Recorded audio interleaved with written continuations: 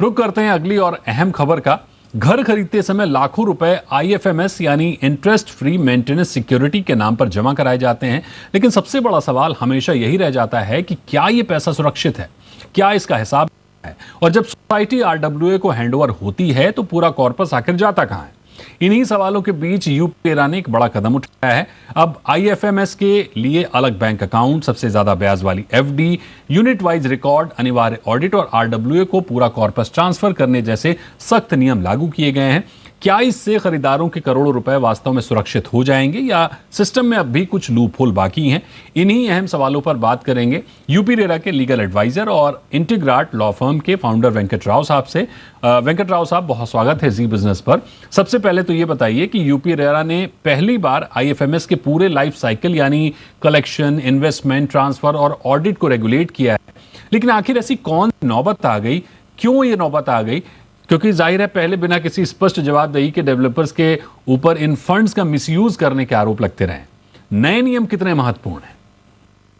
बहुत ज्यादा जरूरी था इस एरिया में, खास करके इस एरिया में कोई रेगुलेटरी मैकेनिज्म या किसी भी तरीके का एक मैं कहूँ रेगुलेशन तो थोड़ी दी, इवन कोई गाइडलाइन भी नहीं था।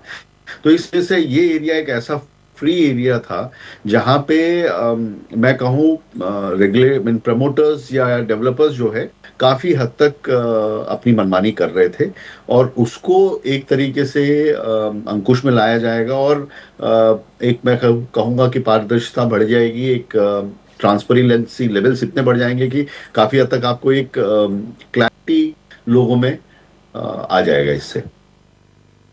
राव साहब, नए नियम में अलग बैंक अकाउंट, सबसे ज्यादा ब्याज वाली एफडी, यूनिट वाइज रिकॉर्ड और आरडब्ल्यूए को पूरा कॉर्पस ट्रांसफर करने जैसी शर्तें जोड़ी गई हैं। कानूनी तौर पर क्या इससे डेवलपर के लिए आईएफएमएस फंड का किसी दूसरे काम में इस्तेमाल लगभग असंभव हो जाएगा, या अब भी कुछ ऐसे ग्रे एरिया हैं जिनका फायदा उठाया जा सकता है? ये जो कंप्लीट 100% फुल प्रूफ मैकेनिज्म बनाने की कोशिश की गई है, और नेचुरली इससे ये होगा कि एक तो कलेक्शन ही एक सेपरेट अकाउंट में आना है, सबसे बड़ी बात तो एक इस नियम में ये कहा गया है। तो उससे ये है कि आप ऐसा कर ही नहीं सकते कि ये फंड्स को उधर इधर करें। हाँ, ये जरूर है, आपने एक सवाल पूछा कि क्या इसका मिसयूज अभी भी हो सकता है। देखिए, ऑडिट आप लाए हैं तो नेचुरली वो उसी पे अंकुश लगाने के लिए लाया गया है कि अगर यूज भी हो रहा है तो उसी पर्टिकुलर पर्पस के लिए यूज हो। जहां आपने मेंटेनेंस के लिए यूज किया तो आप उसी के लिए आप यूज करें। बट यस, इसमें भी थोड़ा बहुत देखिए, क्योंकि ऑपरेशंस तो फिर भी डेवलपर पे कंट्रोल में रहता है, तो वो एस्पेक्ट रहेगा कितना इसमें इम्प्लीमेंटेशन और एक रिपोर्टिंग गवर्नेंस की जो बात कहें, एडमिनिस्ट्रेटिवली कितना इसको पीरियडिकली देखा जाएगा, वो एक इशू रहेगा। लेकिन क्योंकि ऑलरेडी एक कंप्लीट अमाउंट्स एक सेपरेट अकाउंट में जा रहे हैं, तो इवन एसोसिएशन के पास भी अगर उनके राइट्स वायलेट होते हैं तो इमीडिएटली वो एक एक्शन ले सकते हैं। वो एक जो है, जिससे मैंने कहा कि ट्रांसपेरेंसी बढ़ जाती है, पारदर्शिता बढ़ जाती है।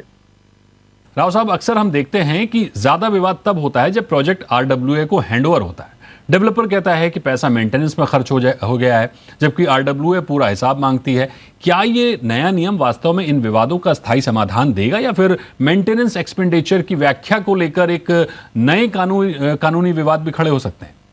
देखिए, विवाद तो देखिए आ सकते हैं। मैं ये नहीं कहूंगा कि ये कंप्लीटली आप कहें कि जीरो लेवल पे हो जाए। देखिए, कई मुद्दे ऐसे भी होते हैं कि आपने कहा इसमें मेंटेनेंस की एक्स की रिक्वायरमेंट है, प्रमोटर ने कहा, लेकिन उस बात को एसोसिएशन कह सकता है नहीं, ये पहले ही आपकी रिस्पॉन्सिबिलिटी थी और आपने जो है इस फंड में से यूज नहीं कर सकते। ये इस तरीके का एक विवाद देखिए कभी भी आ सकता है। लेकिन मेरा मानना है कि जितने भी अब जो अच्छे डेवलपर्स हैं, जो एक लेवल के स्तर के डेवलपर्स हैं, वो सब भी यही चाहते हैं कि ये पैसा जो है अलग अकाउंट में आए और अलग तरीके से ही इसका हिसाब हो, और जिस समय भी हम हैंडओवर कर दें वो भी इस जोन में या इस मोड में आ गए हैं कि वो हैंडओवर करना चाहते हैं। और कोई भी डेवलपर इस चीज से मेरे ख्याल से खुशी होंगे, क्योंकि उनकी अपनी ट्रांसपेरेंसी लेवल्स बढ़ जाती हैं।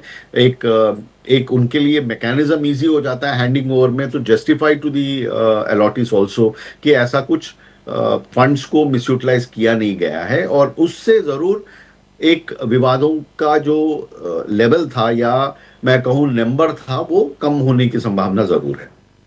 राव साहब, यूपी रेरा ने आईएफएमएस के लिए शायद देश का सबसे विस्तृत रेगुलेटरी फ्रेमवर्क दिया है। क्या आपको लगता है कि यह मॉडल दूसरे राज्यों के रेरा भी अपनाएंगे? और सबसे अहम सवाल, नियम बनाना आसान है, लेकिन अगर कोई डेवलपर इसका पालन नहीं करता है, फंड ट्रांसफर में देरी करता है, रिकॉर्ड छिपाता है, तो क्या विकल्प होंगे आरडब्ल्यूए के पास?